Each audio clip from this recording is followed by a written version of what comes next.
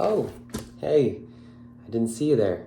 I was just reflecting on my notes about what I've been up to these past couple of weeks. Uh, well, I guess if you're already here, why don't you stick around and hear me talk about this crap? That is a terrible intro. I'm never going to do that again.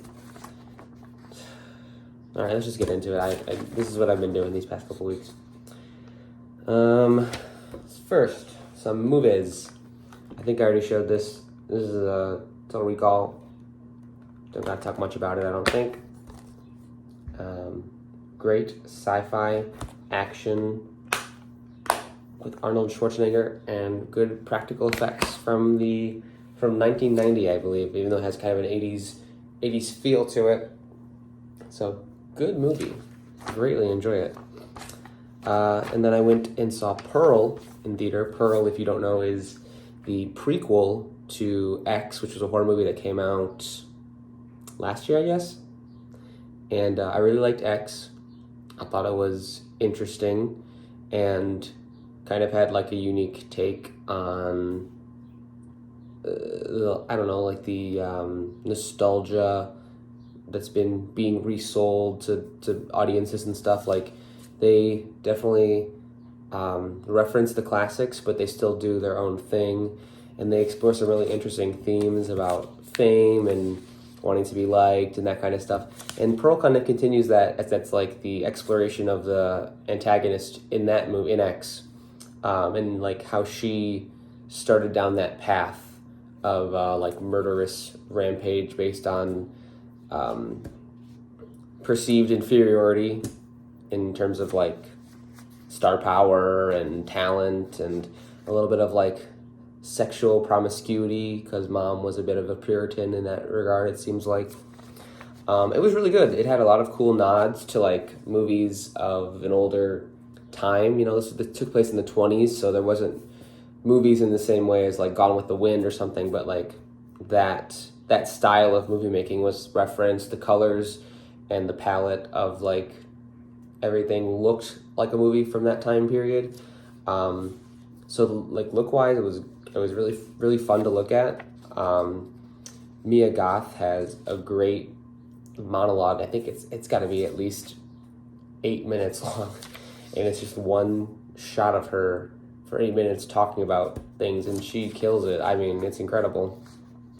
Only issues that I might have had, maybe a bit too long. Pacing was a bit at the beginning, possibly, which is kind of funny because my problem with X is that it was paced really beautifully the first half and then kind of fell apart in the last half.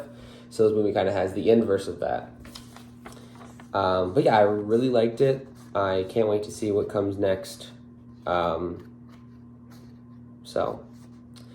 then the only other movie I watched, which is kind of sad, I've only watched 3 movies in the past 2.5 weeks, is Little Miss Sunshine. For the first time, watched it on HBO Max with Katrina, and she cried a couple times. I was close a couple times.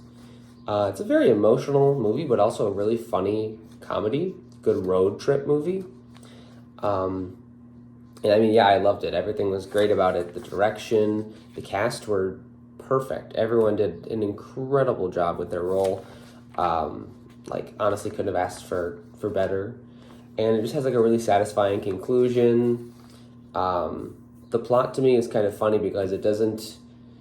It's just like things that happen to them on the road to this beauty pageant, and like X leads to Y, but it's not. I would say it's still not totally the traditional structure for a film, but it was really, really, really quite good. Let's see. TV. We started and nearly finished season 1 of Barry. We have 1 episode left. It's because I watch shows very slowly. If we watch shows at Katie's speed, we'd already be done with all 3 seasons, but that's okay. It was good. The first couple episodes, I wasn't totally hooked, but I like Bill Hader a lot, so I was like ready to give it a chance, and it got better and better, and then it has like a really dark turn, episode 6 or 7, and it's kind of just an interesting character study of this like hitman who doesn't want to be a hitman anymore and he instead wants to be an actor. Supporting cast is pretty great. The woman who plays Sally is incredibly unlikable, which is the point. She does an incredible job. Katie and I both hate Sally. Barry deserves better, for sure. And again, like I said, I haven't seen the season finale, so we'll see how they wrap it up this season and how they kind of continue into the next season. The other show I watched, this is mostly what I watched, was Adventure Time, seasons 6 and 7. I finished 2 seasons in 2 weeks, which is kind of impressive for me because I don't watch TV shows that quickly. But yeah, season 6 and 7. 6 is the last season that I remember when I was a kid. And 7, I'm like when watching season 6, I'm like, oh, I vaguely remember this episode. I vaguely remember that character and this joke or whatever. Season 7, I have had almost no moments of that at all. I think I memory hold season 7 for one reason or another, or maybe I just didn't watch it. I think there was a time when I was just too busy in high school or middle school or whatever this was out, and I didn't have time to tune in to Cartoon Network whenever it was airing and watch it. So that probably is what happened. And now that it's on streaming, I can actually rewatch the whole thing. Season 6 is also when Adventure Time starts to have sort of, well, I shouldn't say that. They've had a plot and characters continuing their arcs and whatnot in season 5. But I think season 6 is when things start getting really starts really building. It's clearly building to something. They're setting up a lot of different stuff, a lot of different character stuff. It's when they start kind of teasing towards that Marceline Princess Bubblegum romantic thing, which is interesting. And yeah, I think mainly what I like about it is just every episode feels very different, and they're having a lot of unique and interesting premises for these quick adventures, quote unquote, that all the characters go on. And I also like that they have started to, it seems more often in this season, they started to do episodes that weren't strictly Finn and Jake related. I noticed, especially in season 7, they did a lot of episodes centered on BMO, including that 22-minute special. I think it was a Christmas special, it seems like, where BMO is Finn and Jake are in it, but BMO is again, the focus of the episode. And there's actually quite a lot of episodes about BMO. I don't know why. I love BMO, but I still don't know why they necessarily chose to do that, but that's okay. Yeah, I'm looking forward to season 8 and 9 and 10, and then Distant Lands, which I will finally watch. And I heard that they're doing another miniseries.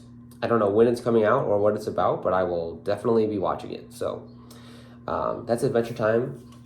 Hopefully I'll have season 8 and 9 done. It seems like I'm on par to do that. All right. Next, we'll talk about I wrote it as not metal. So this is music I listened to that was not metal. I'll try to be brief because there is a lot of this. So first up, I re-listened to Dope Body's Natural History. This is a noise rock band, I believe from Baltimore. I could be wrong about that. But man, they put the rock in noise rock. Let me tell you.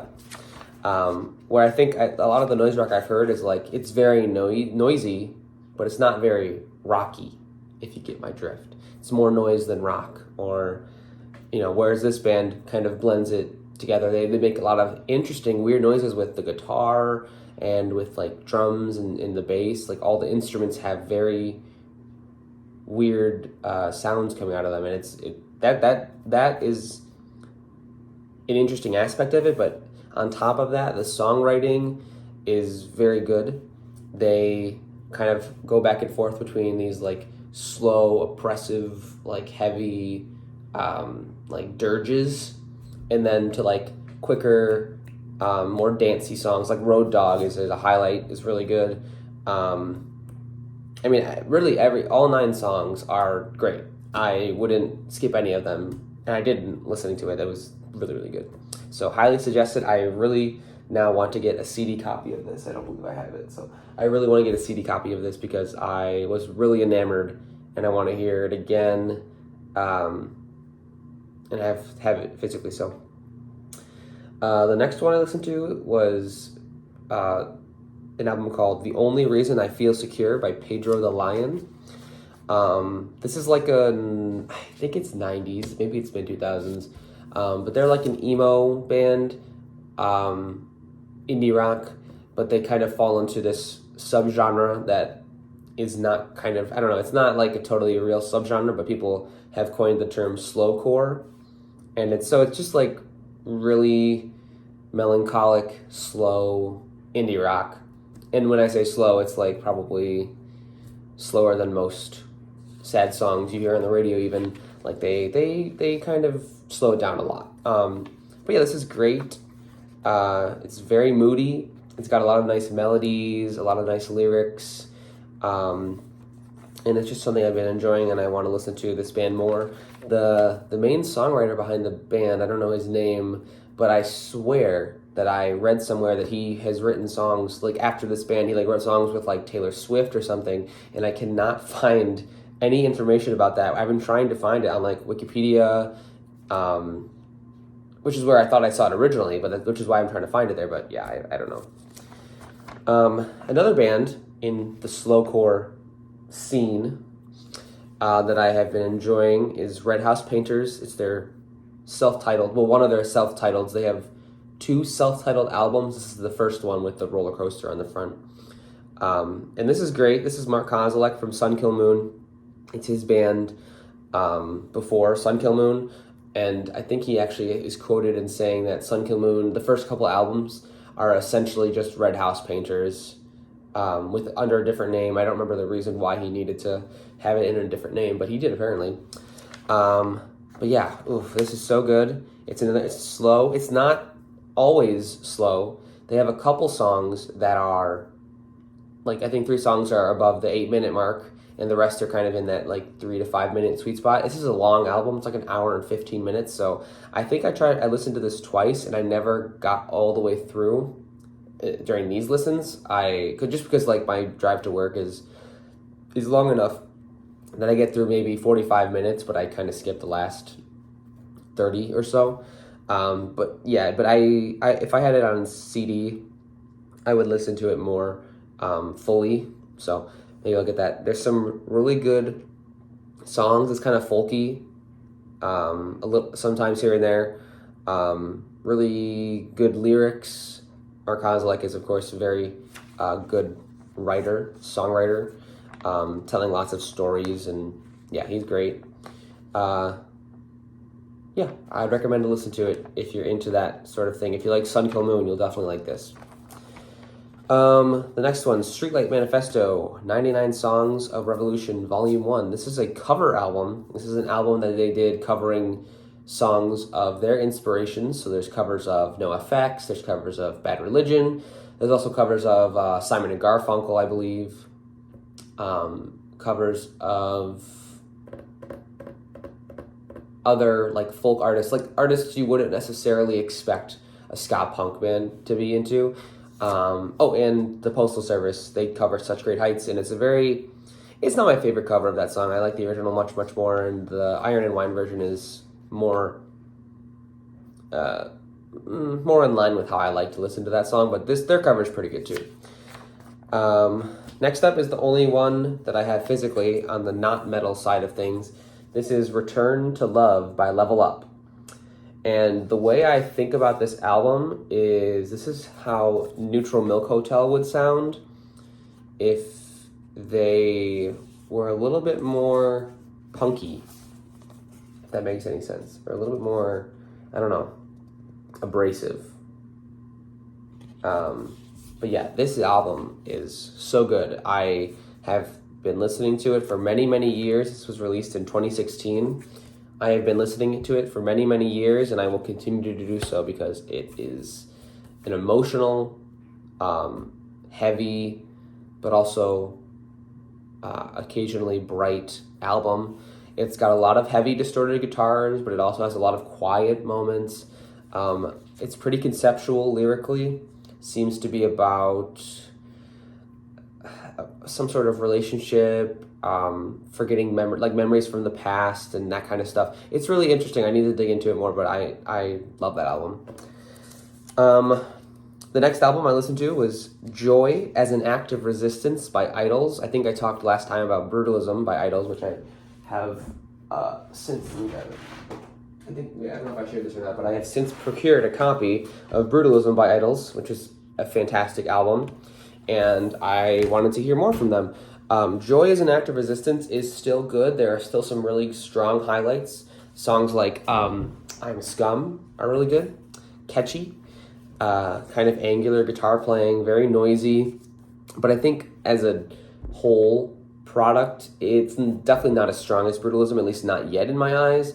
I have to give it some more listens, some more time with it before I can definitively,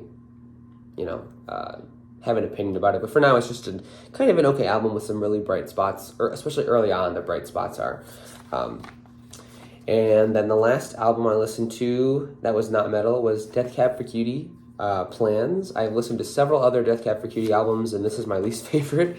They're starting to get a bit too samey, a bit too predictable with their songwriting. I really, really enjoy Transatlanticism, and I really, really, really enjoy We Have the Facts and We're Voting Yes, which is also, funnily enough, another slowcore album. But yeah, Plans it has the one song, it has I Will Follow You Into Dark, which is that's the classic, one of the classic Death Cab songs. But yeah, it's definitely one of their weaker offerings that I've heard thus far. So I am probably just going to stick with their earlier albums, and maybe I'll try out some of their later stuff. We'll see. That's it for the music. Let me talk quickly. Again, this is already getting kind of long, so I want to talk quickly about some metal. I actually own a lot of these physically, so let's talk about it. Necrot, Mortal. You can see the reflection, which isn't preferred, but it's fine. Necrot is a band that is very, very highly regarded in the scene.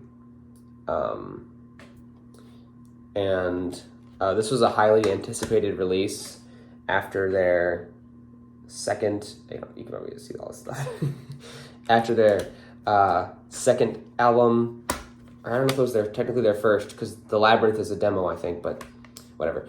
It's the follow-up to Blood Offerings, which was an album that was highly beloved in the death metal scene, and was actually, I believe, the first death metal album that I ever listened to, if my memory serves correctly. So yeah, this band has kind of a special place for me. Songwriting-wise, they're very, I would say, subtly progressive. Their songs are very in line with traditional old-school death metal, but they throw in some weird time signatures, some really melodic leads, and it just kind of adds to a whole really cool project that is unique in the scene. The one thing I will say is that their song titles are incredibly generic. Dying Life, Stench of Decay, Your Hell. Song titles are not doing it for me, but that's fine. That's kind of a minor gripe. It's a great album otherwise. Next up, Holder. This is God Slastering, Hymns of a Forlorn Peasantry. I don't know why, but I feel like I talked about this last time, but I don't think I did, actually. I have a feeling I did, but I don't think that I did. This is a one-woman black metal project. She is Dutch, but she's operating outside of Portland or Seattle or somewhere in Washington, I believe.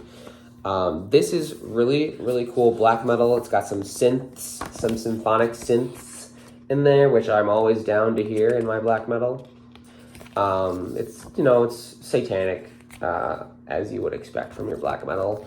But there's some, as the title would suggest, the peasantry side of things. I don't know, there's some lyrics that are alluding to farmers and stuff. There's the one woman in the one woman black metal project. So lyrically, it's kind of got a unique look. at like class issues maybe. But yeah, Holder is the name of the woman, or the stage name of the woman. And yeah, she does vocals, guitars, keys, bass, and I believe doesn't say she does drums. So looks like she has a session drummer, but she probably wrote the drum lines, I would assume. But yeah, it's, I don't know, one person projects are always impressive to me, but especially when they're that good. So highly recommend. Next up, this just came in the mail. This is Ripped to Shreds. I'm trying to get the reflection off of there. Ripped to Shreds. Mai Zhang, which is a Chinese phrase. I don't remember what it means. But this is another one man death metal project from California, and it incorporates Chinese culture into its lyrics. For instance, they have songs about they have a song called "The Yellow River Incident" in 1938.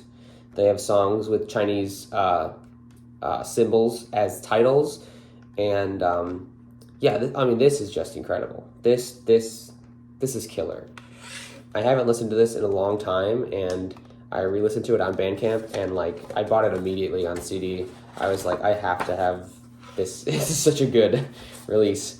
The one guy behind it, his name is Andrew Lee, and yeah, he does vocals, guitar, bass, and drums. The only other credited artist is someone by the name of BW, who does guest vocals on one of the tracks. But this is like, there's moments where this is like so unhinged and like so off the wall, like compositionally, that it kind of breaks your brain a little bit. And there's like slow and like really brutal dragging parts that just, I don't know. He just has a way of writing riffs. I need to listen to the second album, and then I found out that there's actually a third album on the way, and I'm like pre-ordering that ASAP. The next album was Success by Ken Mode. Ken Mode are a Canadian noise rock / sludge metal band. And a long time ago, when this album came out, I was still watching Anthony Fantano's music reviews, and he gave this a very positive review. And so I went out and listened to it, and I have no memory of actually listening to it. So I think at the time I just like was not ready for something like this. It's very oddball noise rock. The way I try to conceptualize it is if Family Man era Black Flag, where they were starting to get really, really experimental, mixed with hardcore and sludge metal, which, you know, so like lyrically it's kind of spoken word delivery, but he's like barking at you essentially. And yeah, I don't know, there's something about it. There's just, it has a certain je ne sais quoi. I really want to listen to more from this band. This is the only release I've heard thus far, but they have a back catalog and newer albums. This is kind of like right in the middle of their discography. So next up, Zath, or Zath, I don't know how to pronounce it, Through a Warren of Shadow.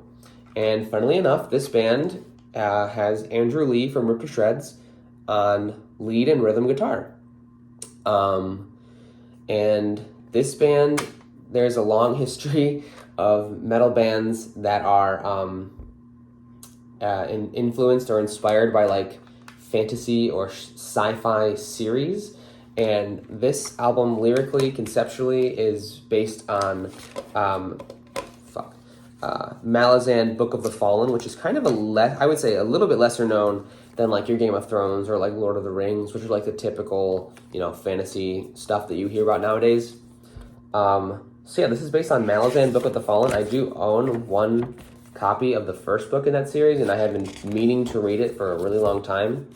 And I think that it's going to be one of my next series that I start once I finish reading the books that I'm reading now. But this is in a similar vein to Rip to Shreds, is like very kind of chaotic death metal, a little bit of black metal in there as well.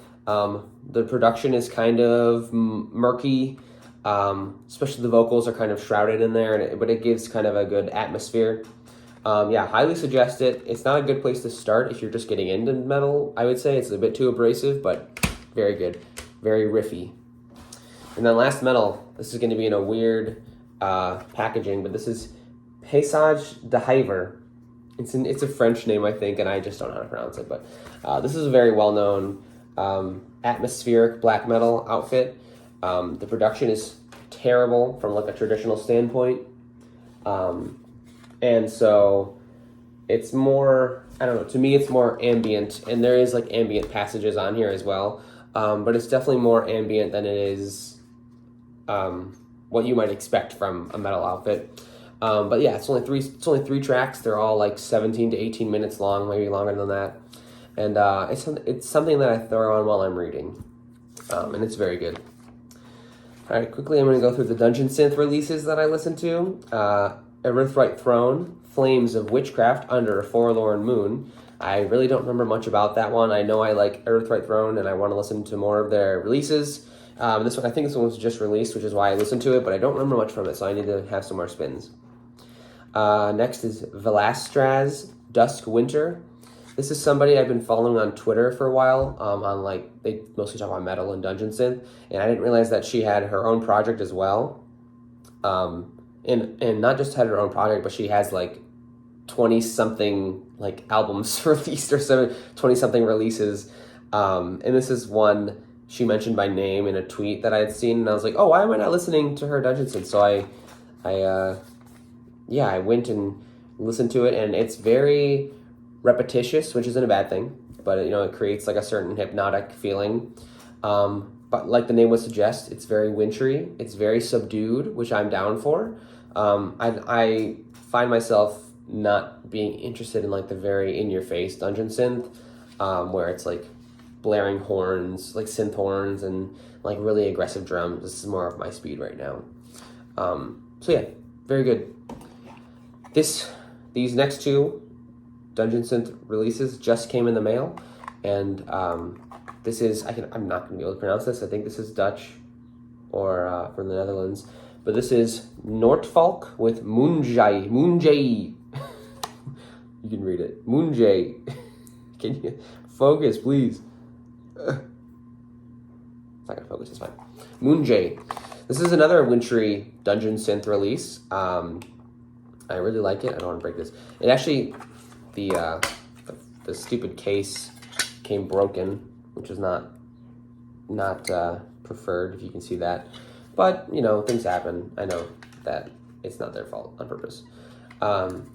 This is a great little release.